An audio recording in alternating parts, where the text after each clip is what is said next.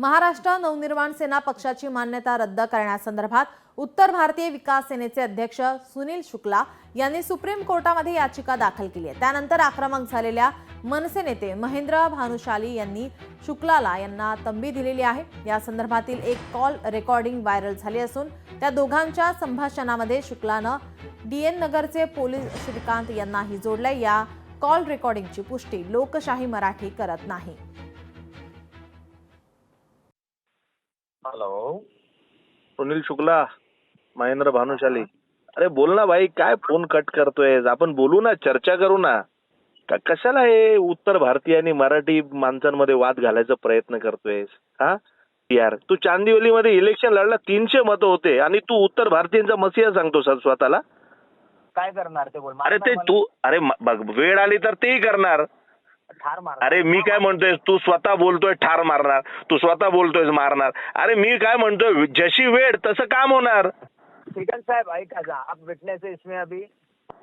श्रीकांत साहेब नमस्कार। बोला। नमस्ते। हाँ भानुशाली है। हो, मी भानुशाली आहे, महेंद्र भानुशाली आहे। मी काय बोललो साहेब? श्रीकांत साहेब ओळख देणार आपली साहेब? हा, मी डीएन नगर पोलीस स्टेशन। ओके, तुम्ही श्रीकांत साहेब, तुम्ही डीएन नगर पोलीस स्टेशनचे आहात। मी काय चुकीचं बोललो याला?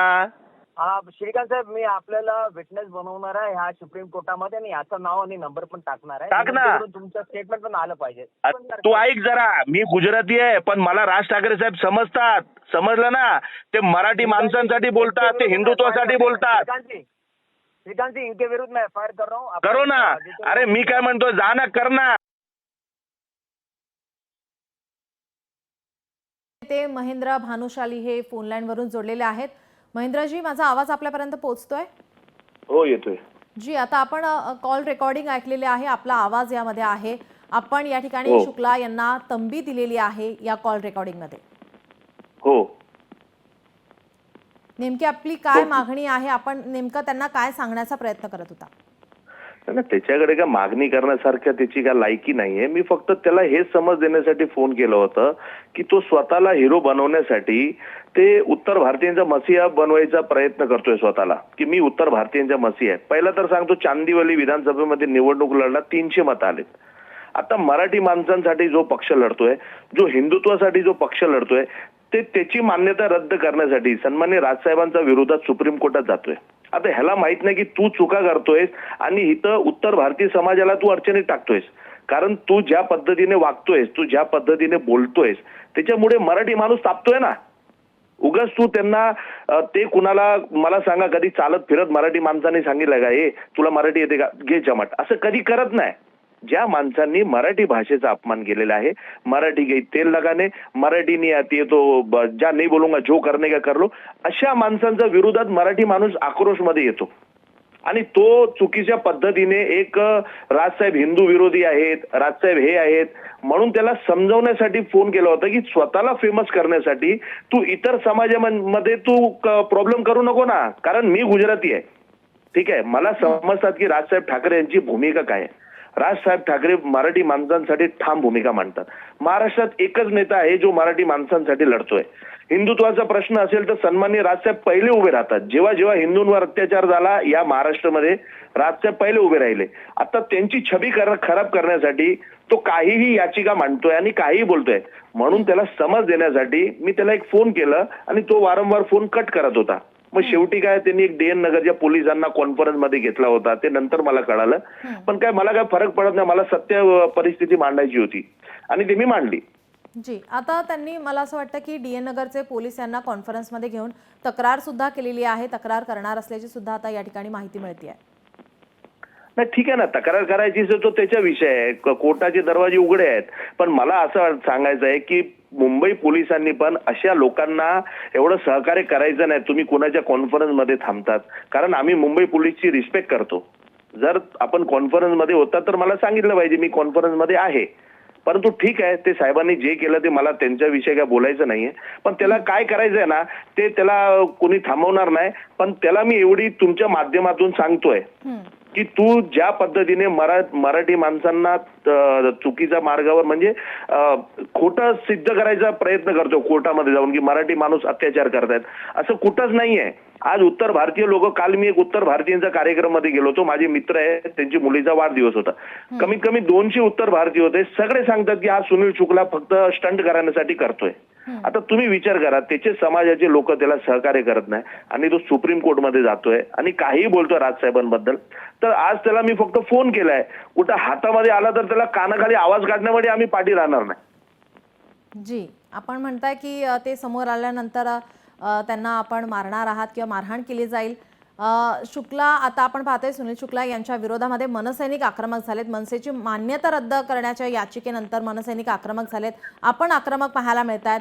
सुनील शुक्ला हे आता या ठिकाणी त्यांची समज या ठिकाणी आपण केलेली आहे, फोन केलेला आहे, त्यांना आपण वॉर्न केलेला आहे. त्यानंतर काय वाटतं की हा आता वाद मिटू शकतो का? बघा, वाद मिटवायचा ह्याच्यासोबत काय वाद घालायचा? हा लुक्का एक नंबरचा झिंगूर आहे. मी तर त्याला सांगितलं तू झिंगूर आहेस. मी फक्त ह्याला हे समजवलं होतं की तुझ्यामुळे जे महाराष्ट्रामध्ये एवढ्या वर्षापासून जे परप्रांतीय, आता जसं मी गुजराती आहे ना, आता मी सांगतो ना महाराष्ट्रात पहिली भाषा मराठी, पण अशा लोकांचे काही व्हिडिओ पाहून काही परप्रांतीय त्यांना वाटतंय ना हा बरोबर आहे, पण आणि मग ते चुकीची भाषा मराठी भाषेबद्दल वापरतात आणि मग त्यांना फटके पडतात. म्हणून मी त्याला सांगितलं की तू उत्तर भारतीयांनाही सांग.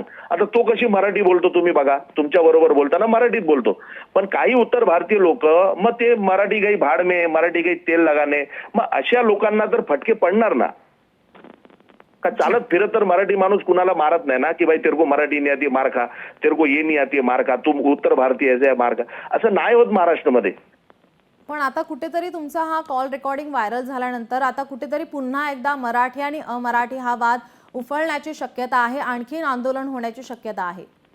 नाही, शक्यता बघा, जिथे जिथे मराठी भाषेचा अपमान होणार ना तिथेच मराठी माणूस उभा राहणार आहे. आणि अशा लोकांनी त्यांच्या समाजाच्या, कुठल्याही समाजाचे नेता असतात, आज या महाराष्ट्रामध्ये प्रत्येक समाजाचे लोक आहेत, त्यांनी स्वतःच्या समाजाला शिकवलं पाहिजे की आपण महाराष्ट्रामध्ये राहतोय, आपण इथं रोजीरोटी कमवण्यासाठी आलेलो आहोत. आपण आपल्या गावामध्ये जे काही कामं करतो ते मुंबईमधनं कमवून आपण तिथं पाठवतो ना, तर महाराष्ट्रामध्ये मराठी भाषेचा सन्मान केला पाहिजे ना. आज मला सांगा, नरेंद्र मोदी साहेबांनी अभिजात भाषेचा दर्जा दिला मराठी भाषेला, ठीक आहे, आणि त्याच महाराष्ट्रामध्ये जर कुणीही मराठी भाषेचा अपमान करणार तर त्याच्यासोबत काय करायचं मला तुम्ही सांगा. जी, सुनील शुक्ला यांनी आता ही याचिका केलेली आहे, याच्या विरोधात आता मनसैनिक म्हणून आता तुमचं काय पाऊल असणार आहे पुढचं? नाही ना, आमचा पाऊल बघा, मला प्रत्येक महाराष्ट्र सैनिक एकदम तापलेला आहे. मला जे वाटलं ते मी केलं आणि अजून जर जो तू चुका करणार ना तर त्याची जशी चूक असणार त्याचा त्याला परिणाम भोगावा लागणार.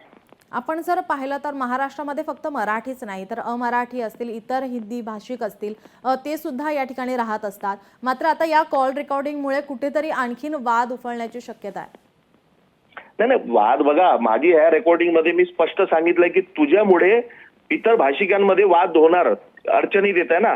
म्हणून माझ्या सगळ्यांना मेसेज आहे, मी एक गुजराती असल्या नात्याने मी सगळ्यांना सांगतोय जे इतर भाषिक आहे की बाबा आपण महाराष्ट्रामध्ये राहतोय तर पहिली मराठी भाषा, कुठल्या भाषेचा अपमान मराठी माणूस करत नाही. आपल्यासोबत उत्तर भारतीय विकास सेनेचे अध्यक्ष सुनील शुक्ला सुद्धा फोन लाईन वरून जोडलेले आहेत.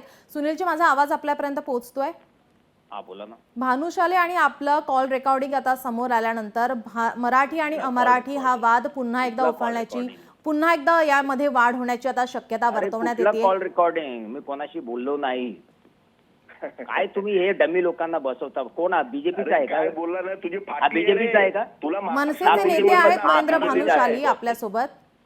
नाही, मी ओळखत नाही, मी कोणाशी बोलणं झालेले नाही. हे काय संदीप देशमुख कोण आहे आणि मी राजनाथ ठाकरेंना ओळखतो. माझ्यावर एफआयआर कर ना. हा, कोण आहे? बोलतोय ना, एफआयआर करतो, कर ना माझ्यावर एफआयआर. तुम्ही फोन कापा.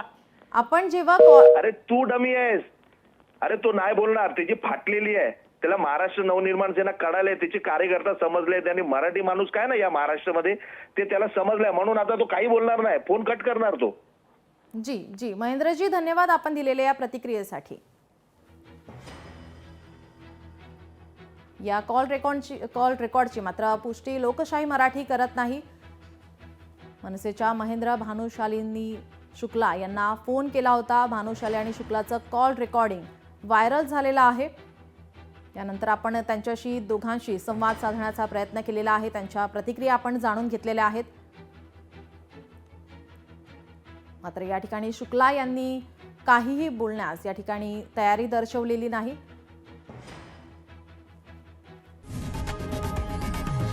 लोकशाही मराठी ऐका, पहा, जागरूक रहा.